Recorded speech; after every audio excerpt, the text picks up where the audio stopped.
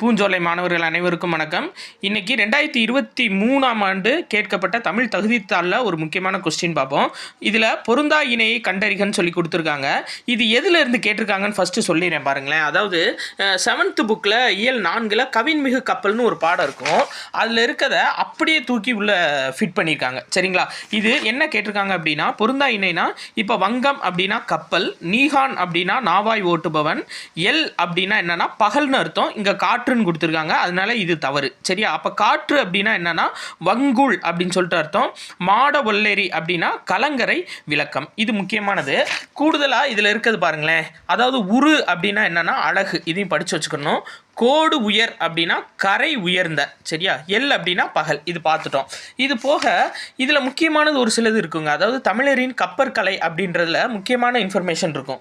அதில் என்னன்னா சமுக்கு அப்படின்னு சொல்லி கொடுத்துருப்பாங்க. சமுக்கு அப்படின்னா என்னன்னா காந்த ஊசி பொருத்தப்பட்ட திசை காட்டும் கருவி, அது பேர் தான் சமுக்கு. அதே மாதிரி சுக்கான்னு ஒன்று கொடுத்துருப்பாங்க. சுக்கான்னா என்னன்னா கப்பலை திருப்ப பயன்படும் கருவி. இதுவும் படித்து வச்சுக்கணும்.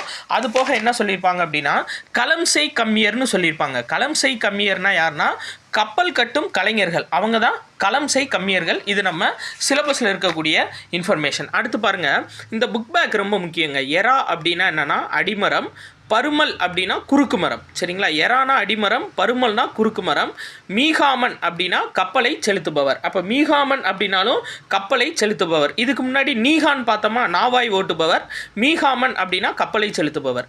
காந்த ஊசி அப்படின்னா திசை காட்டும் கருவி, இதுவும் பார்த்தோம். இது பேர் என்ன அப்படின்னா சமுக்கு. சரிங்களா? இதை நான் அப்படியே இதில் ஃபுல்லாக எழுதியிருக்கேன். இது உங்களுக்கு 16ஆம் தேதி திங்கட்கிழமை இதை பிடிஎஃபாக மாற்றி 101 பிடிஎஃப் கொண்ட ஒரு ஓல்டு கொஸ்டின்ஸு உங்களுக்கு நான் கொடுத்துறேன். டெலகிராமில் ஜாயின் பண்ணாதவங்க ஜாயின் பண்ணிக்கோங்க. 16ஆம் தேதி அதிகாலையில் உங்களுக்கு இந்த இன்ஃபர்மேஷன் ஃபுல்லாக டெலகிராம் குரூப்பில் பிடிஎஃபாக வந்துடும். நன்றி.